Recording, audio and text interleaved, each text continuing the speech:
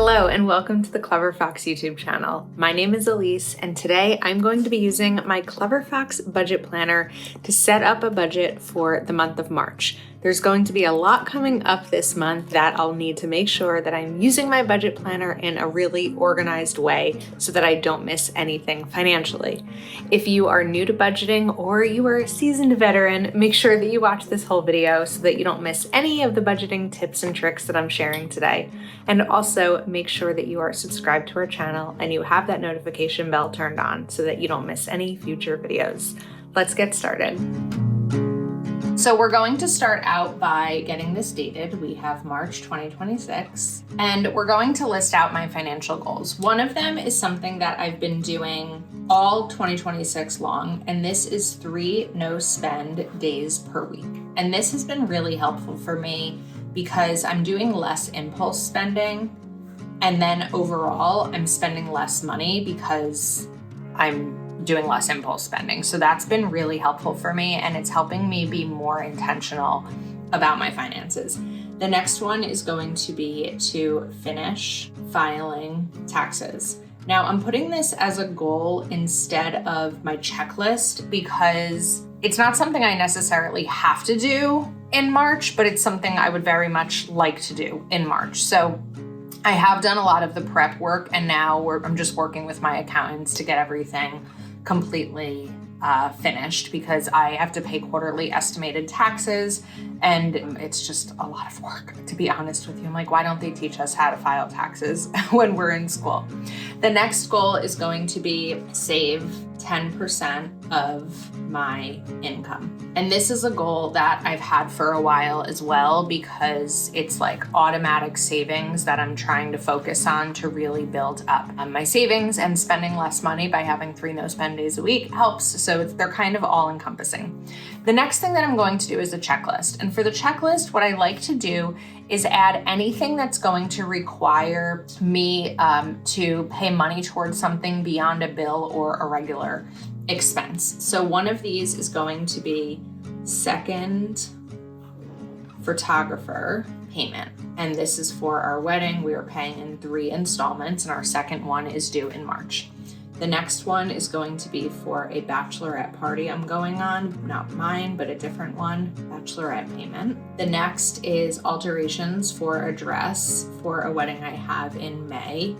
So March would be the time to get it altered. And I don't know what that's going to cost. I know I need to get some length taken off, and I need to get some of it taken in because I've lost weight since I got the dress originally. The next one is going to be for an event in April, but need to prep in March. And then the next 2 are going to be birthdays that are coming up. And one is my best friend's son, who I will buy a gift for. And the other is my brother, who I will either buy a gift for, very hard to shop for, or we will try to take him to dinner if he lets us. And that's just really helpful because these types of things aren't going to be in my regular monthly budget with my bills or my variable spending, but they are things that are going to require money from me. And that's really helpful to have in the checklist area. Now, March is a great month because it is a 5 payday month for me. I'm paid weekly. So my income is going to be higher for the month because it's 5 paychecks. So my total income is going to be $52.10. Now, I do have my own business that I earn income from, and I'm not sure yet what that income is going to be because when I list out the income here, I actually list out what I'm going to pay myself. I pay myself a portion of what I earn because of my quarterly estimated taxes. I try to keep as much in savings as possible. Now we're going to go into savings, and there's 3 categories that I'm going to do. One is overall savings, which is kind of like emergency fund. The next is retirement, and the next is hair and makeup. I have shared before, I am paying for the hair and makeup for my bridesmaids, and it is going to be pricey. It's about $3,600. So retirement, we're gonna say $500. And then I wanna wait to see how much I'm going to save here until we actually do the regular budget for the month for both of these. Now we're ready to go ahead and get this dated. Okay, the next thing that I'm going to do is list out bills. So I'm going to use a highlighter here to add the bills. And what we're going to do is just create a little checkbox here that I can check off once it's been paid, because these aren't all on auto pay. So we have my mortgage and my homeowners association. The next is going to be credit card. Next up, we have my car. I lease my car. Then we have, let's add in a couple more here. The 13th, the 15th, 16th, the 17th, the 18th, the 20th, then the 28th, and the 30th. And then we can put this to the side. And for the 13th, I have card. The 15th is my car insurance. The 16th is my internet. The 17th is my cell phone. The 18th is my electric. The 20th is a card. I have two Capital One. One is personal, one is business. And then I have another card that I'm really just using for travel perks. And then I have my dental insurance. So now we've got all of the bills in here. The next thing I'm going to do is add in these payday stickers. And like I said, it's a 5 payday month, which is definitely a favorite of mine. Love an extra payday month. It happens like 3 or 4 times a year, which is really nice. And what I try to do, it's not going to work this month, but sometimes what I try to do is budget only with the first 4 paychecks and put the rest in savings, but we've got a lot of big expenses coming up. The next thing that I'm going to do is take one of these purple colors, and this is where I'm going to add in some of these other things. So I'm going to do photographer, then we have the birthdays. And I don't know yet when those other payments are going to be due, like it'll be based on appointments and things like that, but at least we kind of have this mapped out right now, which is really helpful. The next thing that we're going to do is start to fill out the actual monthly budget. If this is the income, where does that go? And that's where a lot of people struggle the most when it comes to creating a monthly budget, because you're not entirely sure how much should be allocated. And if you're brand new to starting a budget, my recommendation is always to go back through your previous spending, because if I asked you how much you spent on groceries and you've never really tracked it before, you may have no idea what that looks like. And the best indicator of future spending is looking at past spending. Of course, sometimes life circumstances impact that and changes happen. So the first thing we're going to do is home. So I'm going to list first my bills, because we've got to take care of our bills first that are related to a home. And I would consider my mortgage, my HOA, and my internet all home related. Now these bills are shared with my fiance. So what I'm going to do here is only list out my portion, because there's no sense in listing out the total bill when this is all that's coming out of my income. The next thing that I'm going to do is add in anything else that I feel like could be a home expense. So I'm going to we're going to call it home miscellaneous. And this could be anything from an air conditioner filter to cleaning supplies to toilet paper, just kind of those things that I don't necessarily buy every month because we buy a lot of it in bulk, but it may have some cost. And I'm going to only put $20 here, which would mean that's $40 for both of us, which I think is doable. I'm not really sure what we're in need of, but I feel like there's not a lot. So now we're going to add this up. $1798.98 plus $225 plus $60 plus $20. And our total here is $2103.98. We're gonna round it just because it'll make my life easier in the long run. The next thing we're going to do is food. So I'm going to separate categories for food. One is going to be groceries and one is going to be restaurants. I'm going to budget $225 for groceries, which will be $500 total for the month. And that could also maybe include like a Costco trip. And then restaurants, I'm going to budget $150, which again would be $300 for the month. So $225 plus $150 is $375. So now we can kind of start to see where I'm at. So if I do $375 plus $2104, we're at $24.79 out of this income. So it's helpful as you go through to continue tracking that. Because I have one calculator and I need to continue using it here, I can't keep that balance, but I have it in my mind. Next up is healthcare. So healthcare, I'm going to need my dental insurance, and that is $21.35.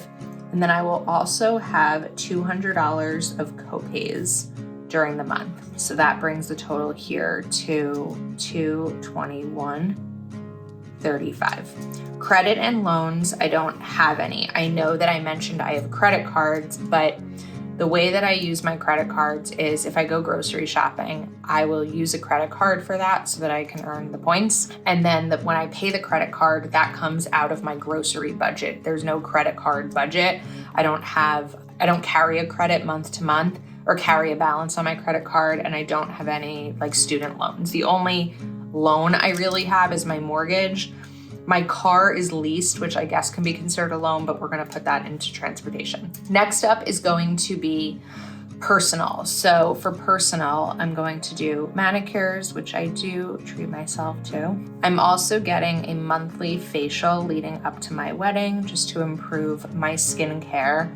And then I'm going to give myself a miscellaneous personal budget. And this could be anything from buying clothes, which I'm not buying a ton of clothes lately. However, now that I'm exercising more, I've been buying more workout clothes because I don't have a lot because I wasn't working out previously. And I can't keep up with laundry always I'd like to have like a week of workout clothes. So for manicures, I typically get 2 a month. So I'm going to budget $120 for that. My facial will be $150, including tip. And then miscellaneous, we're gonna do $75. So now our total there is $120 plus $150 plus $75. We have $345. Transportation, there's going to be a couple of things here. First up, we have my car payment. We have my car insurance and gas. I tend to get gas once a month because I don't drive a lot. I'm gonna say $40 maybe to fill that up. And also my fiance takes my car a lot and we tend to alternate filling the tank. So now we have $421 plus $122 plus $40, and our total here is $583. Okay, are all of my bills in here? No, I did not do my phone bill. That is personal. That is $146, so we have to fix this number. But other than that, and we didn't do my electric bill. Always good to check here first. So home, we're going to cover this up as well and do the electric. It's been pretty high lately. Last month, it was a little over $400. So I'm going to budget $200, which would be my half of that. And then let's see here. We do have all of the other bills in there. So let's round this up again. $17.99 plus $225 plus $60 plus $20 plus $200 equals $23.04. And then to fix this one, $120 plus $150 plus $75 plus $146 is $491. Okay, now we do have some other things in here, but what I first want to do is see where we're at. Because if I just continue to add things over and over again to my budget, I want to make sure that I have the money for them. So we do $52.10 minus $23.04 minus $375 minus $221.35 minus $491 minus $583 minus my retirement, $500. So now this is what's left, and technically $521 should be going towards saving 10% of my income, which means that we are left with $214.65. However, I mentioned that I do give myself the opportunity to pay myself. So we're gonna take $214.65 and I'm going to put this over here and we'll just make it easy math and do $214. Now, the other things that are going to, this comes out of our wedding budget. This isn't something I'm budgeting for, but it is in my budget planner. Now we just have these 4 that need to be included. I'm going to do this one for bachelorette, and this is $200. Let's do dress alterations. I'm not entirely sure what they'll cost. I'm going to do $200. Then we have birthday. This is for a 4-year-old. I don't need to go overboard. Let's say $50 for that. And then my brother's birthday, I'll go a little bit higher. It's my brother, my one brother. We'll do 100. So now we have 2, 4, 5, 50. So that's what I'm going to pay myself for the month. What I did not include here is this. I'm going to do 200, which means that this is now going to be $750. Now, I know it's a bit of a unique circumstance to be able to decide how much I pay myself. What I hope you'll see out of this, though, is that I really pay myself as little as possible. It just kind of depends on what extras are coming up throughout the month. Are there ways for me to reduce spending in some of these categories so that I don't have to do this at all? Absolutely. I could get rid of manicures. I could get rid of facials. I could lower grocery and restaurant spending. However, I choose not to because I am spending the time working a second job. And so I feel like that affords me a couple of these other luxuries. I don't go out and spend in any crazy ways. I don't even really have shopping on here at all, just kind of like the personal miscellaneous. And then these restaurants is like whether we go out or whether I make plans with a friend. But I wouldn't call this a bare bones budget because there are some extra like luxuries and things like that. But it is a very basic budget without adding so much extravagant things on there. And a lot of that is because we've got some big financial goals, hoping to move in about a year, a lot of wedding stuff that's related. And so I feel better once I sit down and get this mapped out because it gives me a good idea as the month starts and my first payday comes in of where my money will go, because if you tell your money where to go, you will never wonder where it went. If you have not yet set up your budget for the month of March, this is your sign to do so. You can pick up this planner over at cleverfoxplanner.com. If you're not yet subscribed to our channel, please go ahead and click that subscribe button and turn on your notification bell so that you don't miss any future videos. Thank you so much for watching and spending time with us today, and we'll see you next time.